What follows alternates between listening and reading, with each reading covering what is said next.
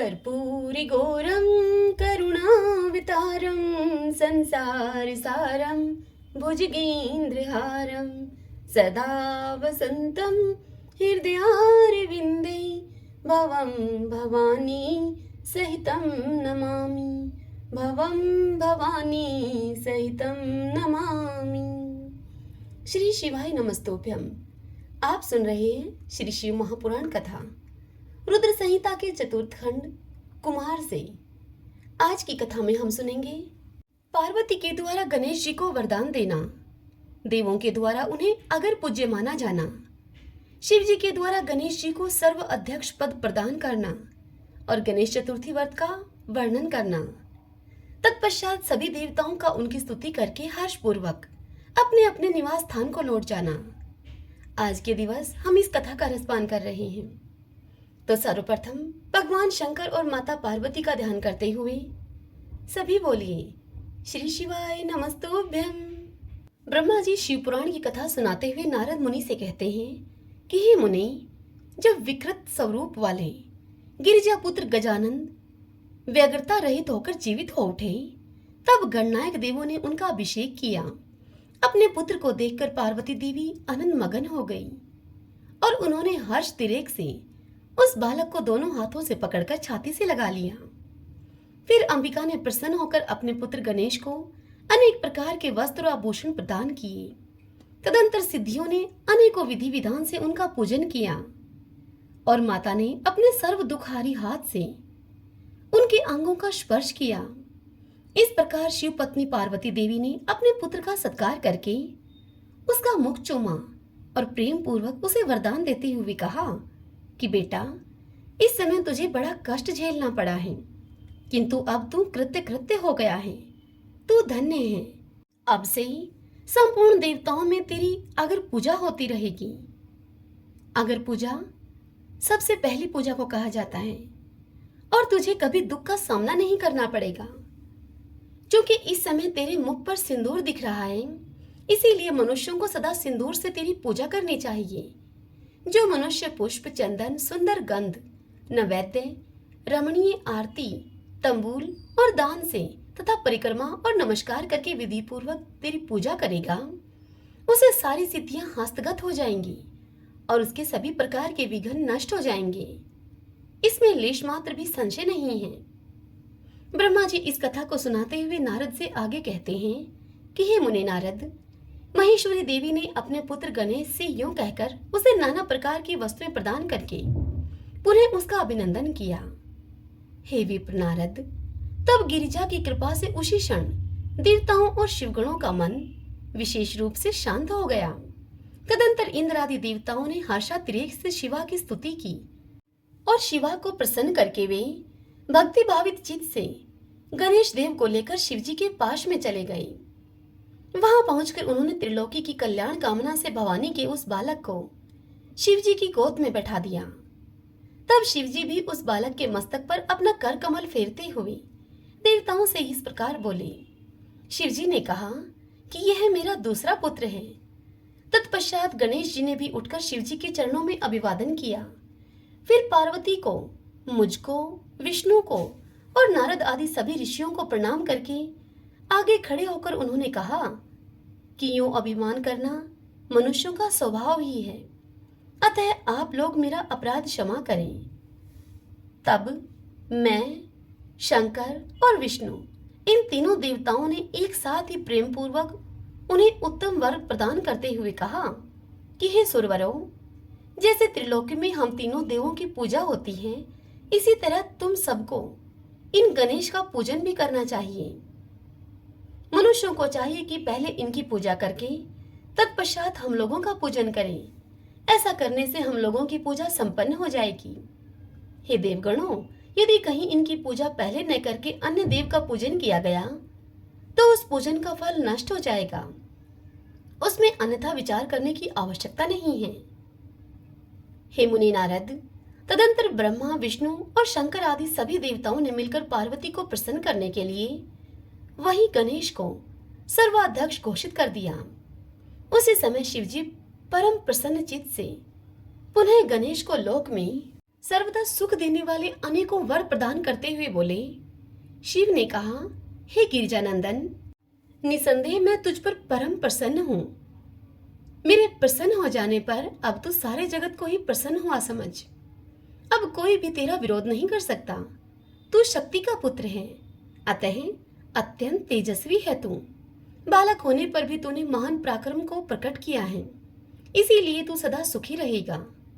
विघ्न नाश के कार्य में तेरा नाम सबसे श्रेष्ठ होगा। तू सबका पूज्य है, अतः अब मेरे संपूर्ण गणों का अध्यक्ष हो जा।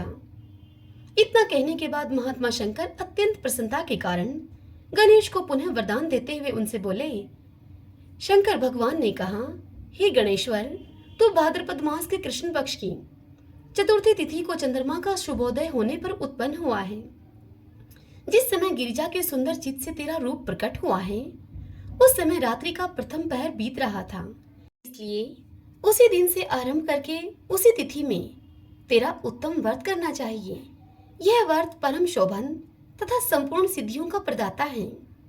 वर्ष के अंत में जब पुनः वही चतुर्थी आ जाए, तब तक मेरे कथन के अनुसार तेरे व्रत का पालन करना चाहिए। जिन्हें संसार में अनेकों प्रकार के अनुपम सुखों की कामना हो, उन्हें चतुर्थी के दिन भक्ति पूर्वक विधि के सहित तेरा पूजन करना चाहिए। जब मार्गशीर्ष मास के कृष्ण पक्ष की चतुर्थी आए, तब उस दिन प्रातःकाल स्नान करके व्रत के लिए ब्राह्मणों से निवेदन करें, पूर्वोक्त विधि से उपवास करें, फिर धातु की, मूंगे की, श्वेत मदार की अथवा मिट्टी की मूर्ति बनाकर उसकी प्राण प्रतिष्ठा करें और भक्ति भाव से नाना प्रकार के दिव्य गंधों, चंदनों और पुष्पों से उसकी पूजा करें। पुनः रात्रि का प्रथम पहर बीत जाने पर स्नान करके दुर्वा दलों से पूजन करना चाहिए। यह दुर्वा जड़ रहित 12 अंगुल लंबी और 3 गांठों वाली होनी चाहिए। ऐसी 101 अथवा 21 दुर्वा से उस स्थापित प्रतिमा की पूजा करें। तत्पश्चात धूप दीप अनेक प्रकार के नैवेद्य, तांबूल, अर्घ्य और उत्तम उत्तम पदार्थों के द्वारा गणेश जी की पूजा करें और सत्वन करके उसके आगे प्रणिपात करें। यूं गणेश की पूजा करने के बाद बाल चंद्रमा का पूजन करें।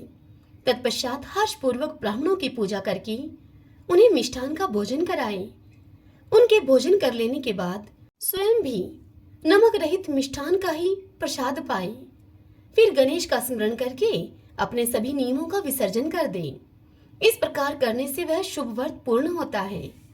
हे बेटा, यूं व्रत करते करते जब वर्ष पूरा हो जाए, तब व्रती मनुष्य को चाहिए कि वह व्रत की पूर्ति के लिए व्रत उद्यापन का कार्य भी संपन्न करे। इसमें मेरी आज्ञा के अनुसार 12 ब्राह्मणों को भोजन कराना चाहिए। व्रती को चाहिए कि वह एक कलश स्थापित करके उस पर तेरी मूर्ति की पूजा करे। तत्पश्चात वेद विधि के अनुसार वेदी का निर्माण करके उस पर अष्टदल कमल बनाए। फिर उसी पर धन की कंजूसी को छोड़कर हवन करें। पुनः मूर्ति के सामने 2 स्त्रियों और 2 बालकों को बिठाकर विधि पूर्वक उनकी पूजा करें और सादर उन्हें भोजन करवाएं। रात में जागरण करें। प्रातःकाल पुनः पूजन करके पुनरागमन के लिए विसर्जन कर दें। बालकों से आशीर्वाद ग्रहण करें, स्वस्ति वाचन कराएं और व्रत की पूर्ति के लिए पुष्पांजलि निवेदित करें। फिर नमस्कार करके नाना प्रकार के कार्यों की कल्पना करें। इस प्रकार जो इस व्रत को पूर्ण करता है, उसे अभिष्ट फल की प्राप्ति होती है। हे गणेश, जो श्रद्धा रहित अपनी शक्ति के अनुसार नित्य तेरी पूजा करेगा, उसके सभी मनोरथ सफल हो जाएंगे। मनुष्यों को सिंदूर, चंदन, चावल, केतकी पुष्प आदि अनेकों उपचारों के द्वारा गणेश्वर का पूजन करना चाहिए। यूं जो लोग नाना प्रकार के उपचारों से भक्ति पूर्वक तेरी पूजा करेंगे, उनके विघ्नों का सदा के लिए नाश हो जाएगा और उनकी कार्य सिद्धि होती रहेगी। सभी वर्ण के लोगों को, विशेषकर स्त्रियों को यह पूजा अवश्य करनी चाहिए तथा अभ्युदय की कामना करने वाले राजाओं के लिए भी यह व्रत आवश्यक कर्तव्य है। व्रती मनुष्य जिस जिस वस्तु की कामना करता है, उसे निश्चय ही वह वस्तु प्राप्त हो जाती है।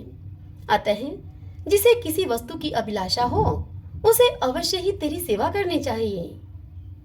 आगे ब्रह्मा जी इस कथा को सुनाते हुए नारद से कहते हैं कि हे मुने, जब शिव जी ने महात्मा गणेश जी को इस प्रकार वर प्रदान किया, तब संपूर्ण देवताओं, श्रेष्ठ ऋषियों और शिव के प्यारे समस्त गणों ने तथास्तु कहकर उसका समर्थन किया और अत्यंत विधि पूर्वक गणाधीश का पूजन किया। तत्पश्चात शिवगणों ने आदर पूर्वक नाना प्रकार की पूजन सामग्री से गणेश्वर की विशेष रूप से अर्चना की और उनके चरणों में प्रणाम किया। हे मुनीश्वर नारद, उस समय गिरिजा देवी को भी जो आनंद प्राप्त हुआ उसका वर्णन मेरे चारों मुखों से भी नहीं हो सकता। तब फिर मैं उसे कैसे बताऊं तुम्हें। उस अवसर पर देवताओं की दुदुम्बियां बजने लगी, अप्सराएं नृत्य करने लगी, गंधर्व श्रेष्ठ गान करने लगे और पुष्पों की वर्षा होने लगी। इस प्रकार गणेश के गणाधीश पद पर प्रतिष्ठित होने पर वहां महान उत्सव मनाया गया। सारे जगत में शांति स्थापित हो गई और सारा दुख जाता रहा।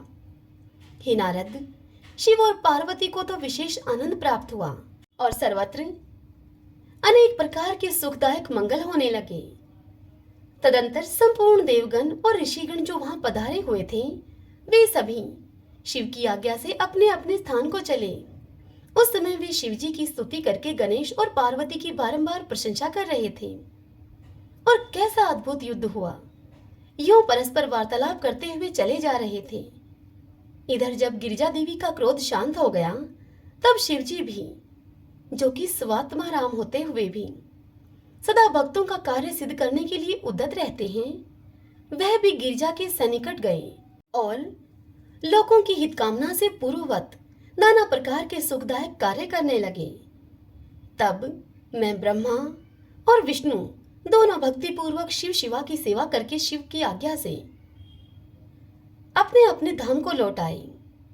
जो मनुष्य जितेंद्रिय होकर इस परम मांगलिक आख्यान को श्रवण करता है वह संपूर्ण मंगलों का भागी होकर मंगल भवन हो जाता है।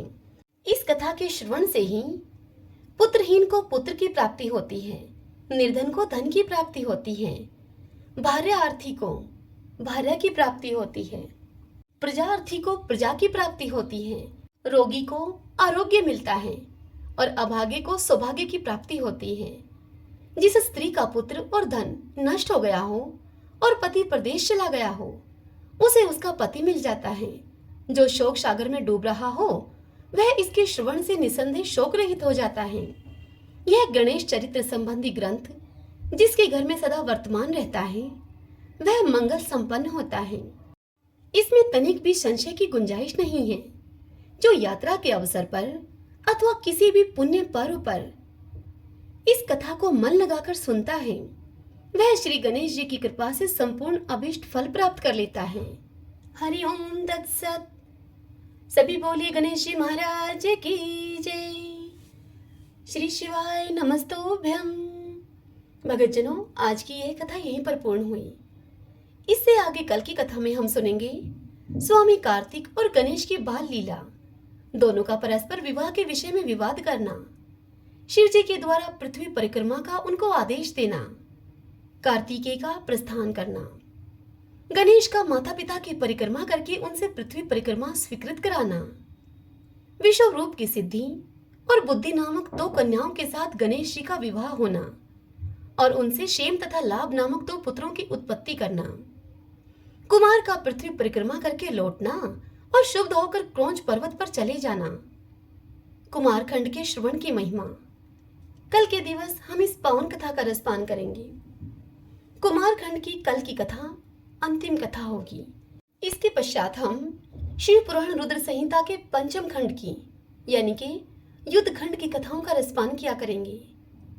आज की यह कथा आपको कैसी लगी कमेंट बॉक्स में हर हर महादेव लिखकर आप मुझे अवश्य बताइए और किसी अपने के साथ भी अवश्य शेयर करें।